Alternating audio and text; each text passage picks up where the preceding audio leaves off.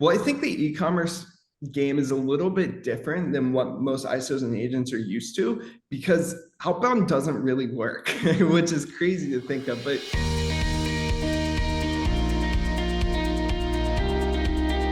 So, James, I enjoyed our conversation with Mark today because, e-commerce is one of those things that a lot of our listeners, and no offense, folks, but people it's hard to go after. And I think that he gave some really good insights on how to go after this market. Yeah. And really practical, tips of like, this is how to go find e-commerce merchants that need payment processing and service them. So I thought it was fantastic. Then I transitioned into talking about choosing your competitors, Right. Who are your competitors? Who are you competing with? Is it other ISOs or is it Toast, Square, Stripe, Adyen, DoorDash, Groupon, Bitcoin, FedNow, Square, Venmo, right? So we talk about that and how to position yourself correctly, which I think is super important. And then Patti, important. I really enjoyed the way you put that to people. And yes, my insider's report is hot off the presses. The Fed has voted to or has proposed slashing the regulated debit cap. Yeah. And James and I have a great conversation about that. I think you're going to be hearing more from us on that. Yeah, we get into some very interesting debates about how this impacts surcharging and other things from the statement analysis business that I have and things like that. So before we dive into the interview, I always like to give my little disclaimer. Mark Wagner, Disputifier, not consulting clients, not advertisers, anything like that. Just fantastic guy that I met recently at the Nativia conference and somebody that I thought we'd have a great conversation, which we do. So let's dive in and you can hear that conversation. Hey everybody, Patti and I are here today with Mark Wagner, who is the president and founder at a company called Disputifier. How you doing today, Mark? Great. How about you?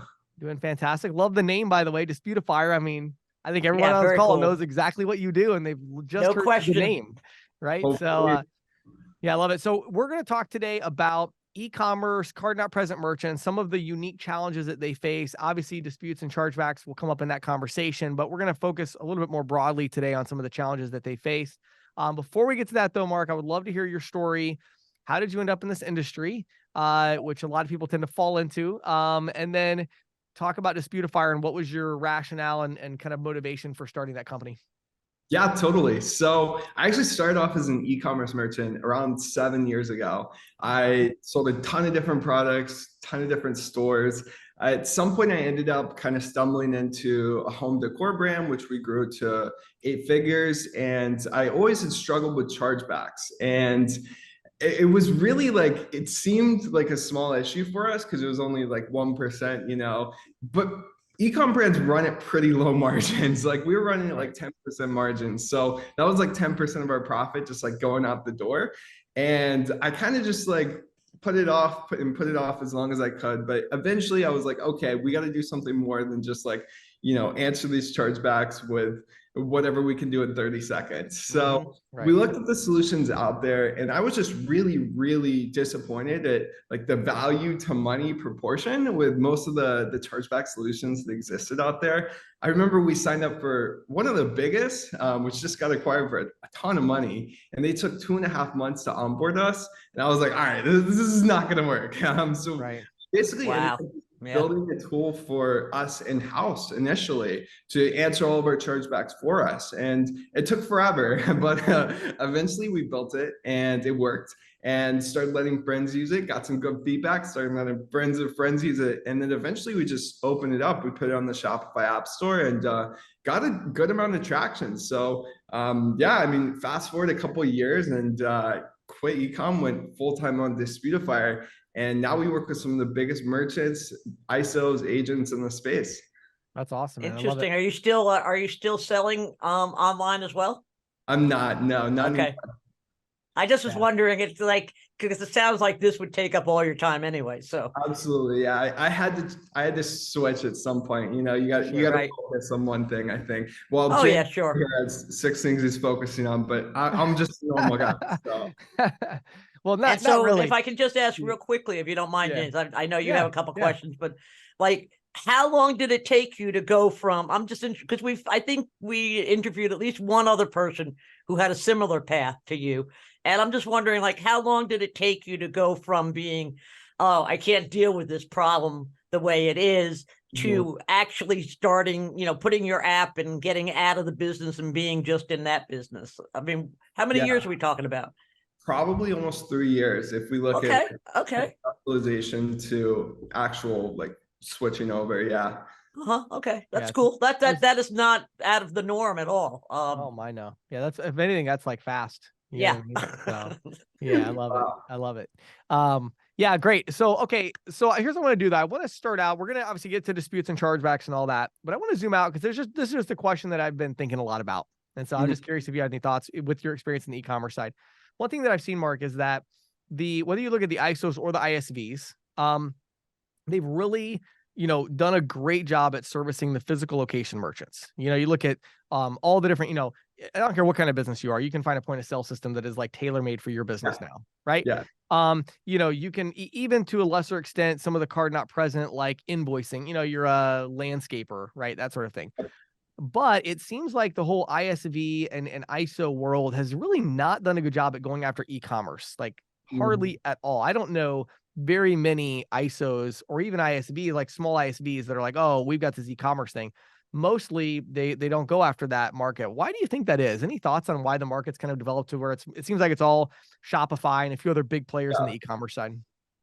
Well, I think it's because those out-of-the-box solutions from Shopify and Stripe are pretty good. Like, it's quite difficult to compete with those guys when they're giving you like what 2.4, 2.6% rates. And everything's already built into the solution from the second that you sign up with them. So it can be really difficult. It seems like an uphill battle, I think, for a lot of ISOs and ISVs to compete with that. So what I've seen, because we work with a ton of ISOs and agents that focus on e-com, is you almost need to look at the clients that Shopify doesn't want to service, because they're only going to really want to service those lower risk clients that have like the typical business models, like everything is just very standard, straightforward for them, but they have no interest, it seems, in servicing merchants that are slightly higher risk, merchants that like to scale quickly, things of that nature. And those merchants are always looking for alternative solutions because frankly, there are a lot of issues.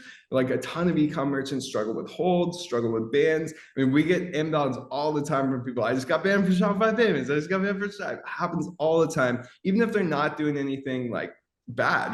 They just have slightly higher risk than Shopify's okay with. So I think that's really going to be where ISOs are going to find their stride within the e-com business, because you can't compete with rates, to be honest. You really have to go after those merchants that aren't currently being serviced, in my opinion. Wow. So two follow-ups on that I have. The first one is, what we've seen on the physical location side is there's been all this specialization and verticalization, right?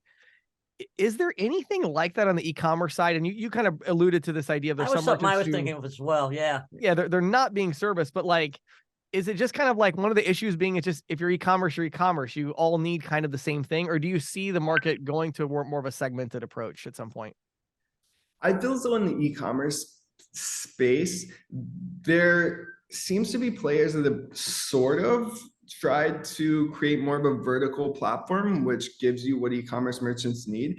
But I really don't think anyone's pulled it off as effectively as so many other verticals. It seems like there's a lot of room for opportunity there for someone who can really service all of the needs and check all the boxes of e-commerce merchants, which e-commerce is a big game, like different merchants have different needs.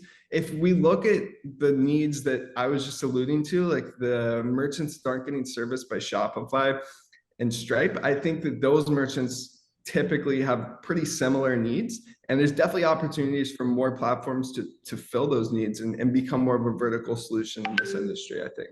Yeah, like I was even thinking about some of the issues of even integration I could see being really interesting, right? Like maybe down the road, there's going to be an ISV that's like clothing e-commerce, and they have different integrations with vendors versus somebody who does, you know what I'm saying? Like, I don't know. So it's an interesting world to me. So hold on, one other question I had about that was, for those who maybe aren't as familiar with the space as you are, when you talk about merchants that Shopify doesn't want, you mentioned those who maybe are a slightly higher risk component. Are there any other criteria they should be looking for that would help them to determine like this might be a merchant that would fit that bill? Yeah, definitely. I mean, to be honest, I came from the dropshipping space, so I know that there's a ton of merchants on there that Hate Shopify. It's almost like a joke, like Shopify payments, because whenever you scale even like somewhat quickly on a new store, you almost always get a ban or a hold or a reserve or something like that. And these are merchants that take a store from 0 to 6 figures a month in a month or a week, right? So those, I think, are the kind of merchants that A, are going to pay you a lot of money, and B, like are not necessarily getting service right now. And then besides that, there's obviously like the higher risk verticals, like, you know, dating and nutraceuticals and stuff like that, which Shopify is not going to touch. Not gonna do that. So I think that definitely is going to be the merchants that are going to be the easiest to switch off. Otherwise, I think if you don't have anything unique to offer these merchants besides good service and low fees, then I don't think the lower risk merchants are really trained or in that buying mindset to switch off. So, okay, well then let's like drill down a little bit on that, because it would seem to me then that there's some big challenges out there that e-commerce merchants are facing today that are not being met, like, as you say, you know, in terms of payment acceptance and CRM and, you know, the platforms and so forth. So what are these, in your mind, where do you see these challenges being? For e-commerce merchants specifically, I feel as though the main ones is, can you actually accept payments without issues, right? So are you going to get a hold? Are you going to get a reserve? Are you going to get banned?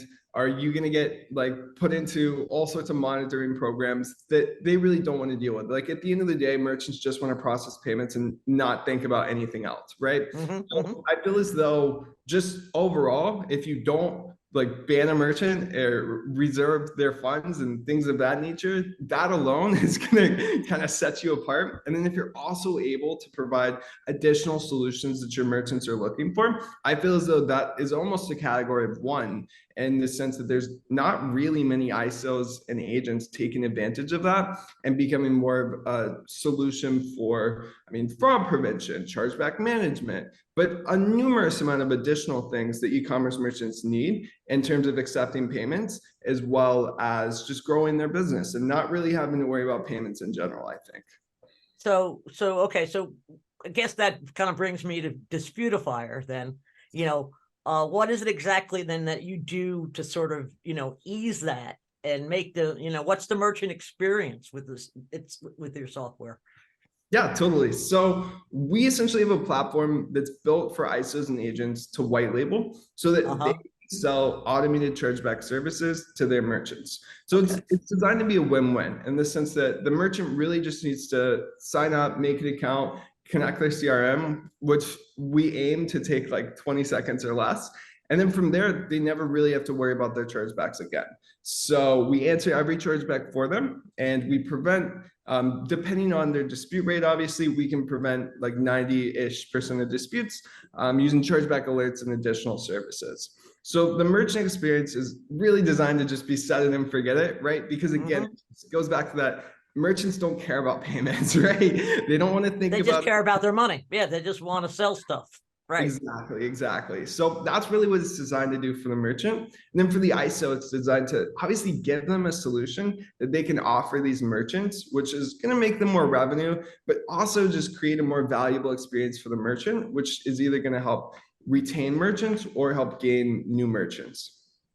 Yeah, I think what's interesting to follow up on that, you know, what the ISOs I think care about most when it comes to e-commerce, especially, and card not present in general right now, is they just want a hook. Like they just want a way to go get like, who do I call and what do I say? Right. Is kind of right. That's really what it is. And again, to your point earlier, a lot of them like are maybe calling the wrong merchants and they're like, oh, well, let's switch you from Shopify. And it's like, well, why would I do that? Right. So talk about how could the ISOs, well, two questions here. One is, and I know you've already given us some criteria, but let's get even more practical. I mean, like, if I'm an ISO right now, how would I find these businesses that are drop shipping or whatever, or slightly higher risk? Like, how do I go find these merchants? Because it's who you're looking for too, right? So how's the targeting work for this?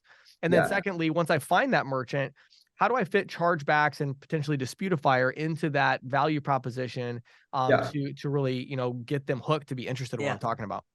Totally. Well, I think the e-commerce game is a little bit different than what most ISOs and agents are used to, because outbound doesn't really work, which is crazy to think of. But you're not going to be going into these businesses, probably not going to be cold calling or cold emailing them either, because frankly, like their contact info a lot of times doesn't align with like the person. Right. You know, they're not checking their email or whatever. Sure. So it's more so about inbound for e-commerce, actually.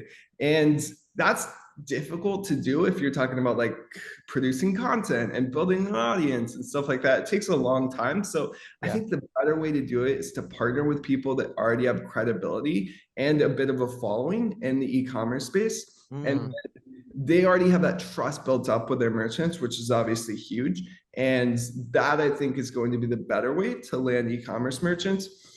I've seen many ISOs and agents pull this off successfully, where they partner with someone slightly higher risk, whether it's a drop shipper, like someone subscription brand or whatever.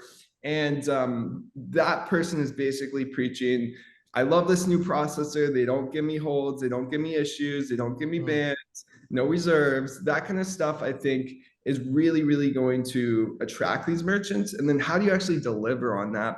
I think that's where Disputifier and the chargeback services come in, because frankly, if a merchant is getting a ton of chargebacks, like you got to hold their funds, right? You got to give them a reserve. You got to reduce your risk. But if you're blocking all those chargebacks, you don't, right? So I think it's about, you know, what you say to attract the merchant, which is typically going to be like, we're not going to hold your funds. We're not going to kick you off. We understand your business model and we can help service and, you know, provide a really good experience there.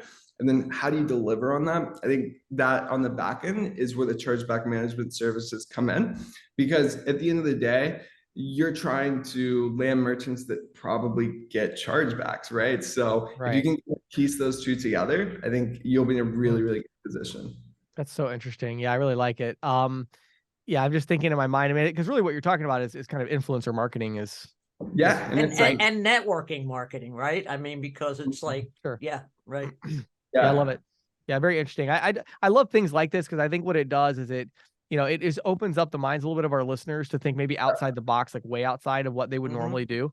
And I think the idea of the influencer marketing, which, you know, we use that in some of the companies I own, and obviously I'm an influencer, so I deal with that as well. It's treated me well. But it's interesting too, because like that can be so effective and so cost effective. People don't realize a lot of these people out there that maybe they're just really passionate about talking about e-commerce or talking about, right? And you go on YouTube and find these people, go on Instagram, TikTok, whatever it is, you know, they may actually like have an e-commerce business, but they're just so passionate about it that spills over and they want to make content. Yeah. And when you reach out to them and you're like, well, I'd pay you $5,000 a month if you could, they're like, oh my goodness, what? Like, are you kidding? And they're going to become like the biggest evangelist ever, you know, because they had no idea that they could actually make money at this thing that, you know, like YouTube, they're making $150 a month in YouTube ad, right. That's like for me, I was joking about this with somebody, who was it? For somebody on my team yesterday, we were joking about, we get like on our YouTube channel, we are like the most watched YouTube channel for people that sell payment processing, which is like this tiny little group, you know what I mean? Relatively speaking, we make about $700 a month on our YouTube ad, you know what I mean? Like on our shared revenue model. I mean, like relative to our company, I mean, that is like, that's like, I don't, we spend more on printer cartridges. You know what I'm saying? Like that's ridiculous, but it's like, but a lot of these people are out there and that's literally the only way that they're making money off their content. And they don't realize that, hey, you can go partner with companies that you believe in and actually want to promote them and get paid all this money. So for those of you who don't understand influencer marketing, that's what we're talking about. So go to Google and search for how to do influencer marketing and get trained up on that. Just to add up to that, as far as e-commerce, I think there's really 3 relevant platforms right now. And surprisingly, I think Twitter is number 1. Twitter has some really high level e-commerce brands on there, which you don't really find on YouTube and Instagram and other platforms. So that's where we've got most of our business. So I would definitely look into Twitter and then YouTube, and surprisingly Discord as well. Lot of communities on Discord exist in the e-commerce space, and we have partnerships with a lot of these communities where like they want to monetize their community, right? It's a free community, but they have a ton of affiliate deals. And I know a couple of payments companies doing really well from there. So I definitely look into that. And then if you can just get an in with these influencers in the sense that like, hey, we'll process your payments, we'll beat your Shopify rates, even if you're breaking even or like maybe losing a little bit of money, like build that trust, build a relationship with a merchant, over deliver. And I think they're going to become the biggest evangelist for you ever. Well, I love it. That's fantastic. Great advice. Okay, so let's break this down a little bit for the ISOs and the agents to understand kind of the economics. So, obviously, you're charging for your services, and I'm assuming you share some of that. You mentioned the white label. Give us a little more specifics of kind of, I know you can't give us all the details on pricing, but just like, how does it really work as far as partnering with an ISO? Yeah, totally. So typically what that relationship looks like is the ISO has like what we call a buy rate, which for representment is a couple dollars, which is like the automated chargeback responding feature. And then for chargeback alerts, those go through Verify and Ethica. So it's typically that plus a couple dollars. And then the ISO sets the sell rate. So typically they get to make anywhere from $8 to like, we've seen $30 per chargeback. And it's in addition to whatever markup they have on the chargeback fee. So obviously, you want to find that balance between merchant value and monetization, but the ISO pretty much gets full control over the pricing. So they get to set whatever they think is fair, whatever they negotiate with that merchant. They can do it on a one-off basis. And they can set different types of pricing as well. So you can even do like a percentage of one chargebacks and things of that nature. So super cool. There's a ton of different ways that you can monetize it, but we're really only making a couple dollars per chargeback. And, we rely on just getting it scale to really monetize it and for us to make money. But, we're more so concerned with the ISO and the agent making money at the end of the day. Yeah. So you're charging per chargeback. Is there also a subscription fee? There's no subscription fee, no. Okay. Yeah, that's cool. I like that. That makes it a lot easier to sell because it's like you only pay for what you need, that kind of pitch. Right. I do have one other follow-up question I just thought of. So trying to think of how to ask this without giving any specifics of other companies that would be negative that we've interviewed in the past. But I'm sure you're aware, Mark, that there's been some issue with some companies who were maybe using practices that were not ethical to fight chargebacks, making totally bogus information, et cetera, that, the card brands and others have really come down pretty heavy on that. So that's been a little bit of a cloud over the industry in a little way, right? So what are your thoughts on that? And what's your approach to ensure your company doesn't end up in similar hot water? Yeah. I mean, I think it's really just about building from the ground up a really ethical approach within the company. We don't falsify any evidence. Everything that we do is straight from the CRM of the customers, of the brands, right? So we're not going and photoshopping checkout pages and adding opt-ins that weren't there. I feel as though if you're able to just present the case as best as you can with real evidence and real information, that is always going to have a place in the industry because it still takes a long time for merchants to do. And merchants at the end of the day are probably not going to be able to, have the data to submit a chargeback that's going to be compelling. So it has definitely been a cloud over the industry and a bit of a talking point as, one of the biggest. It's gotten some hot water, but I think, if you truly as a company are ethical in your practices and your people, and you just, preach that from the top down, from the ground up, then I feel as though there will always be a position for us to help merchants and help ISOs. Yeah, good attitude, my friend. Yeah, I like it. I think what's interesting to me too is that it seems so unnecessary. Like when I looked into the data of it, I'm like, why would you do that? Like literally, they're like 90% of the merchants you're trying to help, 95%, like they're fine with a legitimate ethical approach. It's going to be what they need. And you're going to the edges to try to keep merchants in business that frankly they shouldn't be in business, that they're doing practices that are illegal or whatever. And then you're putting yourself in this liability. Like, why would these companies? It just seemed really stupid to me. I mean, I'm sure they were getting paid handsomely for their, I'm sure that was it, for their dishonesty, but it seems like a ridiculous thing to do. But anyway, that money, that kind of money never lasts forever, James. No, right. It's just crazy. So plus you got to be able to, and the fines usually eat up what you got anyway. Yeah, right. So anyway, well, Mark, I love your approach. I love the insights. I appreciate you sharing kind of some ideas and really some interesting approaches that have never been shared on the podcast here of just how do we go after the e-commerce world? Because again, ISOs and ISVs both have really struggled in that way. So I think that's really beneficial. For those who want to learn more about partnering with you and potentially white labeling your solution to make some revenue here, where would you send them to learn more? Yeah, I think our website would be the best place. It's just disputifier.com. I'll show them my shirt. disputifier.com, or follow me on LinkedIn. It's just Mark Wagner, and really looking forward to talking. But thanks so much for the time, guys. This has been awesome. Love the podcast. Huge fan for a while, so it's amazing to come on here and hopefully get to share some stuff that not many people do. Oh, awesome. I think you've shared some really, really good stuff today, Mark. Thank you very much. Absolutely. Thank you. So this particular episode of the Merchant Sales Podcast is brought to you by Hipfinity. It's a great name. It's easy to remember. Isn't it a great name? I love that name. Yeah. So Hipfinity is basically a terminal provider, but one of the big things we got to talk about is this idea of the push instead of the pull. I've talked about it before, but I really want to drive this home so our audience understands that if you've ever found yourself trying to get a merchant to download a change to the terminal, on the support side, we know how annoying it is, how long it takes. Imagine if instead, when you made the change on the back end and you clicked to update, it just instantly pushed it to the terminal automatically, and the merchant heard a little ding that said this has been updated. So there's so many other features, of course, all the normal functionality, the dual pricing, the surcharging, all the normal stuff that you'd want to have in a terminal, all the main features. But it's a fantastic program. And the other big thing that that Lori always talks about, and we had her on the podcast recently, is service and support. If you're a small to medium ISO and you feel like you're getting a little bit left out in terms of the level 1, level 2 support and service from your terminal provider, Hipfinity could be a great option for you. So check it out. Go to hipfinity.com, exactly like it sounds, hipfinity.com. Check it out and talk to Lori. You're going to have a great conversation with her. So Patti, I just finished yesterday having our first ISO Alliance mastermind session with our first group. It was so fun.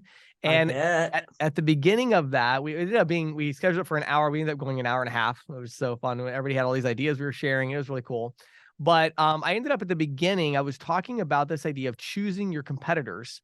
And I wanted to share that today in this podcast. So the gist of it that it was, 12 years ago, I would never have been able to, when I started doing, content heavily, I could never have done the ISO Alliance. I mean, for one thing, I didn't have the connections, but even if I did, the main competitor of an ISO was other ISOs.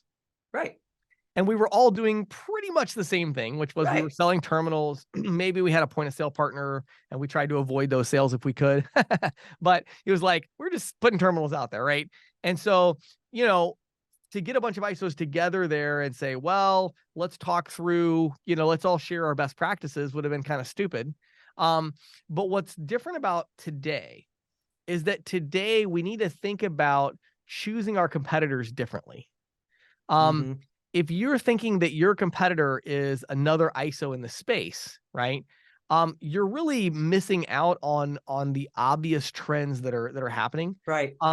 And what I talked to the group about is I said, one reason that I think it's powerful to have a mastermind to get together to all share is because now we can share with this knowledge that we're trying to share best practices so that collectively the ISOs can compete in order to increase the size of our share of the market. Right.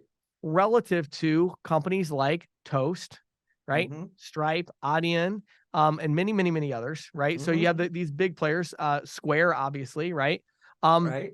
These are companies that are eating up market share because they're doing things very differently, right?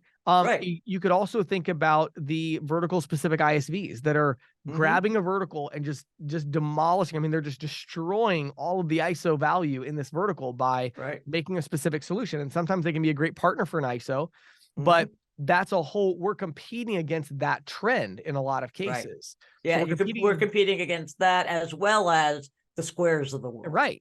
As well as, these big ones. So we have these two big competitors, relative when we look at like as a group, as a category. And so how do the ISOs compete? Now, what I find so interesting, Patti, is that I actually don't look at this from this negative perspective, like, oh, woe is us, like we can't compete. No, like if you've ever actually worked with these technology companies, let me let you in on a secret. They are terrible at sales. Oh, yeah.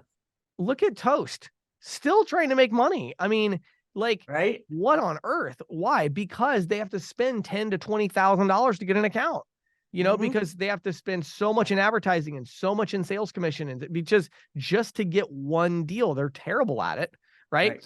Meanwhile, the ISOs and even the ISVs that, that are listening to this podcast, those who are into this, like if you understand sales and you've got a sales team and you understand that part of it, then that's a big strength, right? The weakness that you have is actually, in my opinion, the much easier weakness to solve, which is you probably just don't have the right solution for the merchant, and or you don't have the right capital structure to provide that solution at either for free or at some affordable cost. That's your competitive disadvantage. Well, if you asked me and said, James, you get to pick a competitive disadvantage, right? You can either have no idea how to sell people stuff, or you can not have the right solution. I will pick the not have the right solution all day long, because all I got to do is hire 3 developers and build it. Right? That's easy. Let me go hire a domain expert, 3 developers, give me 6 months, and I'm ready to go. If I know how to sell. But if I don't know how to sell, I'm kind of screwed. Right? Because it's like, oh man, I got to build a sales team. That's hard. Right? So I think when you look at it from the ISO and even the agent perspective and even ISVs and others, like, if you've got the core competency of sales, then it's time to share the best practices, because all the ISOs, we all have the sales piece. All have that expertise. We're independent sales organizations. Now, it was funny because actually, Patti, on our first mastermind session, we ended up talking almost the entire time about building the sales team, because so many are struggling to transition from 1099 to W-2 models, right? And hire salespeople and staff and and we talked about operations and, segmenting the sales process into, lead generation and closing and how to generate leads. And so there was a bunch of topics around that. But at the end of the day, it's like, we can share those best practices and we can, as a group, get better and better at sales. But then we also then are going to be sharing best practices to say, how do we go out there and how do we get the right technology, the right solution to go to market with, so that we can leverage the sales into being truly competitive with these other companies, right? The other one that I talked about, that's another big competitor we don't talk about in our industry very much, is alternate forms of value exchange. This is DoorDash. Uber or Eats. even things like the new Chase account to account payments. P2P, Venmo, Cash App, Venmo, Groupon, Bitcoin, right? So you have all of these Uber, Uber, like all of these different value exchanges where you look at DoorDash as a great example, right? Every dollar, think about this for a second, Patti. Every dollar that runs through DoorDash is a dollar that 7 years ago ran through an ISO. Yes. Right? That's your competitor. So if you're like, well, I don't want to collaborate in the industry. I don't want to join other ISOs. I don't want to share best practices because those are my competitors. Well, yeah, maybe, but like, I wouldn't be as concerned about them. I'd be more concerned about DoorDash. I'd be more concerned about Venmo, Cash App, Square, Toast, I would too. Stripe. Right. That, and, and the 4,000 vertical specific ISVs that are trying to steal your merchants. Like, that's what we need to be instead of the about. ISO around the corner. Right. Exactly. So, so that's really, and, that was kind of the beginning of the talk. And so the 2 things I really wanted to present to everybody today is, number 1, regardless of whether or not you're a member of the ISO Alliance, obviously I'm a big believer. I'm very biased because I created it specifically for this purpose.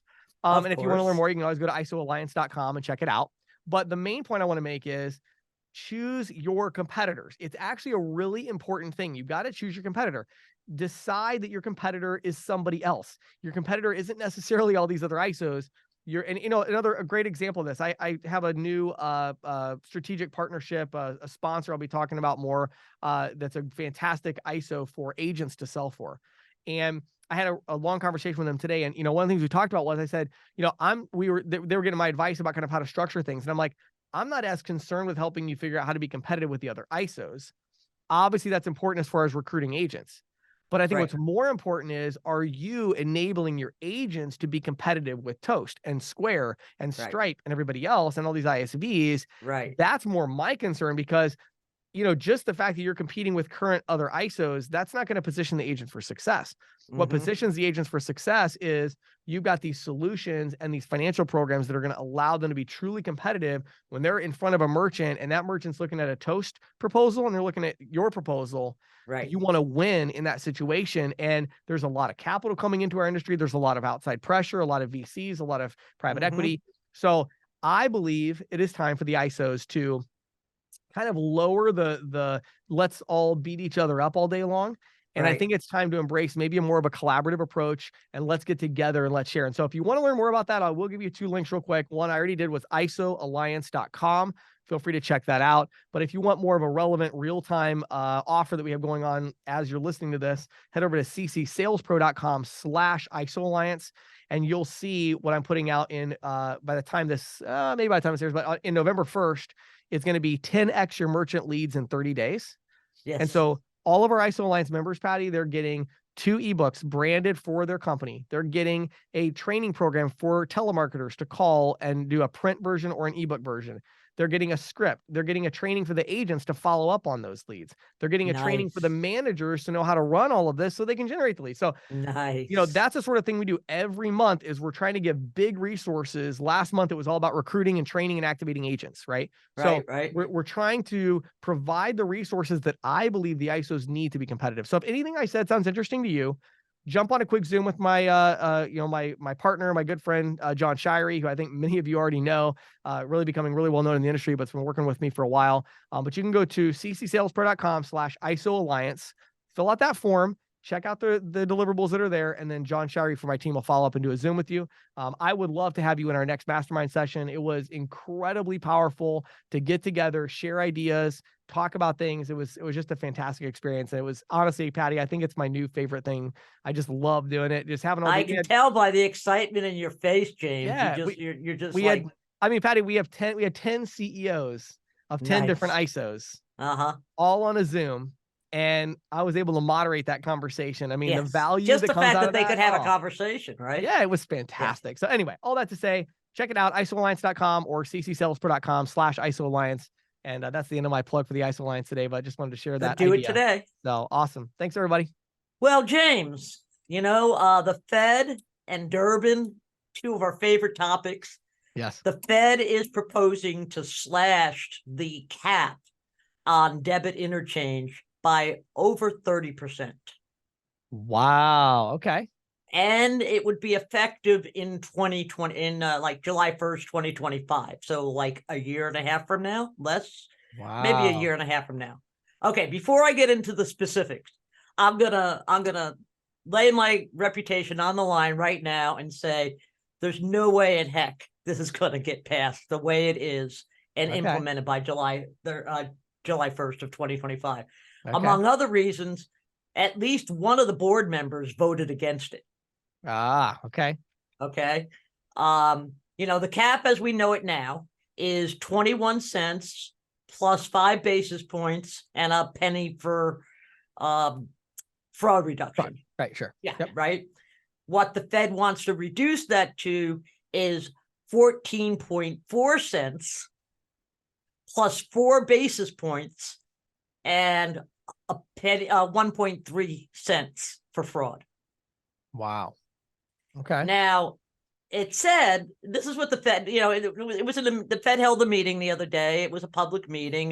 They had a long document explaining its reasoning and everything. Right. And basically what they said is, well, you know, when we set the cap back in 2011, that was based on cost information that the banks gave us from 2009. And it was voluntary, you know, but we're not sure that that was accurate. And besides which, it's been 12 years. So we need to revisit this. Sure. So what they did is they took they did a survey in 2021 on debit card fees and fraud data and so forth. And they're basing this new proposal on that data. Okay. Now, according to the Fed, debit interchange collected, that both for general debit as well as prepaid debit in 2021 was $31.59 billion, which was an increase of almost 20% over the year before. Yeah. But I mean, that's not driven by regulated debit though, right? I mean, that's driven by all of the new... but the problem is that most of those smaller FIs, because of the regulated debit, are being forced to drive their costs down as well. I mean, their fees down as well, even though their costs are not being driven down.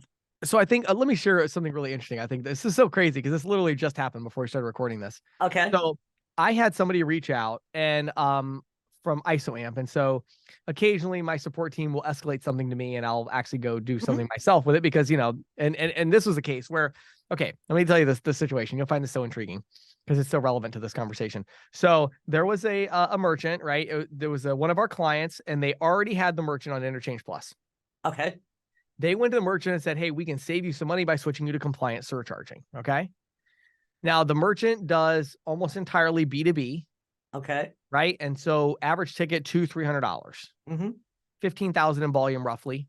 Well, the support request that came in was, hey, I don't understand what's going on. I switched them in your system. I uploaded my own statement and wanted to switch them to surcharging. And it shows that I'm going to lose $147 a month in margin. Because of all the debit cards? So this is the thing.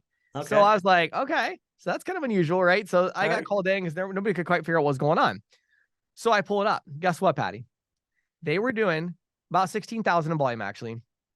12,800 of that volume was debit. Business debit. Yep. Unregulated. Yeah. Effective rate. Are you ready for this? Oh, let me brace myself. Okay. Yeah. So yeah, okay. 2, 6, 5, and 10. Wow. So they're coming in with compliant surcharging at 1.25% on debit and 25 cents, right? And then credits 3%. Because that's the cap. Right.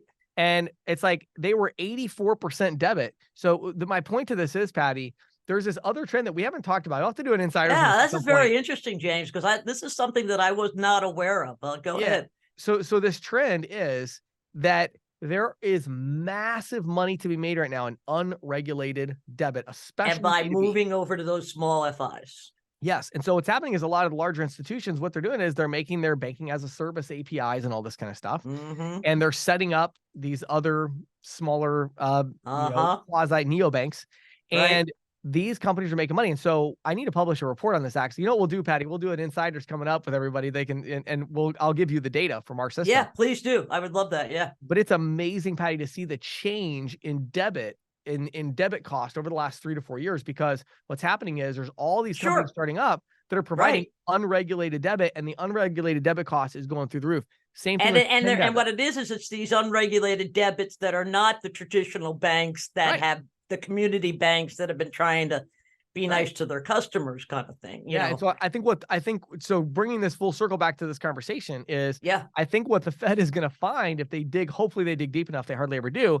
I think what they're going to find is their new cap isn't going to do as much as they think. No, because the problem is the definition of an institution that's unregulated. Exactly. And that's one of the things I was actually going to bring this up, because if you look, when the Fed, about a month or two ago, remember it finalized the rule on debit routing. Yes. Okay. And it said that rule, just for folks who don't remember, it's basically that banks have to allow their debit cards to be processed through 2 networks, only one of which can be Visa or MasterCard. Okay. So when it set that rule, it put the threshold at $100 million. The threshold for debit interchange cap is $10 billion. Right.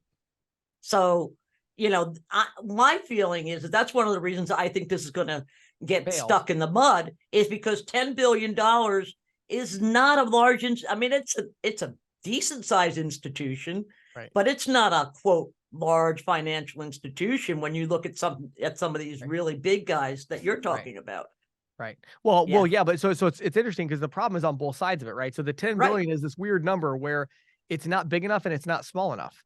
So it's not big enough to really say, we just want the big banks. Right. But it is big enough that there's a lot of the smaller institutions nowhere banks near that. Right. And they're the ones that are making all the money on debit interchange, and they keep jacking up the interchange. Yeah. So I think big picture, I think interchange is kind of hard to regulate. I agree, but the problem is that the powers that be in Congress are not, are not attuned to this sufficiently, because just as an aside, lawmakers sent another letter to the card brands asking them not to do the October increase. Yeah. Yeah, I think that's going to fall on deaf ears, but of course it had to. Well, it's already in I mean, effect, you mean the one that just happened in October? Yeah. Like back last month, they said, please, Visa, MasterCard, don't raise these. Yeah, be nice. Visa, MasterCard, just like, Yeah, whatever. Yeah. But I think, that's the thing about interchange. And, and one of the things that the Fed governor who was opposed to it, as well as some of the banking groups that I read, what they were talking about also is the Fed's data is so skewed. Yeah. That, these numbers aren't even anywhere near realistic.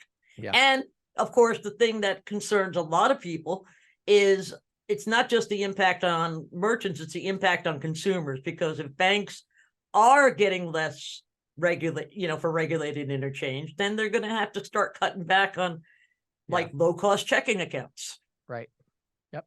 And, and that's going to lead to more, what do they call, unbanked consumers. Yes.